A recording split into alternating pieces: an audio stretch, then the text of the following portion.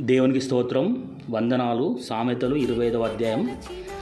ఇవియును సొలొమోను సామెతలే. యూదారాజైన హిజ్కియా సేవకులు వీటిని ఎత్తి వ్రాసిరి. సంగతి మరుగు చేయుట దేవునికి ఘనత, సంగతి శోధించుట రాజులకు ఘనత. ఆకాశంలో ఎత్తును, భూమి లోతును, రాజుల అభిప్రాయమును అగోచరములు.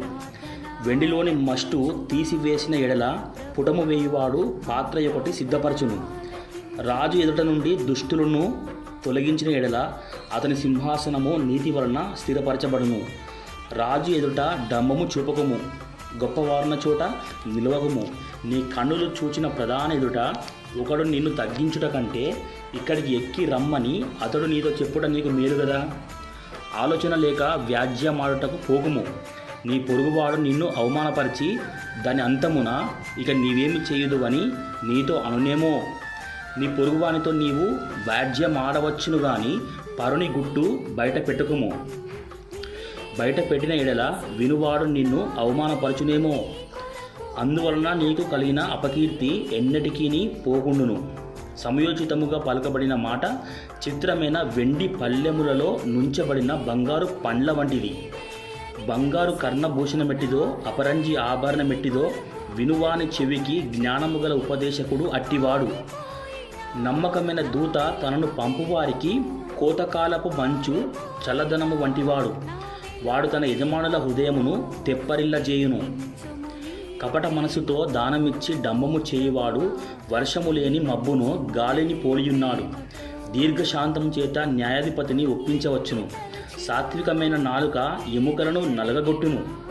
తేనె కనుగొంటివా, తగినంత మట్టుకే త్రాగుము. అధికముగా త్రాగిన ఎడల కక్కివేయుదవేమో. మాటి మాటికి నీ పొరుగువాని ఇంటికి వెళ్ళకుము. అతడు నీ వలన విసికి నిన్ను ద్వేషించునేమో. తన పొరుగువాని మీద కూటసాక్ష్యం పలుకువాడు సమ్మెటను, ఖడ్గమును, వాడిగల అంబును పోలినవాడు.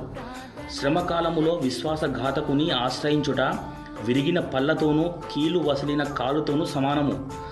దుంక చిత్తునికి పాటలు వినిపించువాడు చలిదినమున పైబట్ట తీసివేయు వానితోనూ సూర్యకారము మీద చిరకపోయు వానితోనూ సమానుడు. నీ పగవాడు ఆకలిగొనిన ఎడల వానికి భోజనం పెట్టుము. దప్పిగొనిన ఎడల వానికి దాహమిమ్ము. అట్లు చేట చేత వాని తల మీద నిప్పులు కుప్పగా పొయ్యుదువు. యెహోవా అందుకు నీకు ప్రతిఫలమిచ్చును. ఉత్తరపు గాలి వాన పుట్టించును. కొండెగాని నాలుక కోపదృష్టి కలిగించును. గయ్యాలితో పెద్ద ఇంట నుండుట కంటే మిద్దె మీదనొక మూలను నివసించుట మేలు.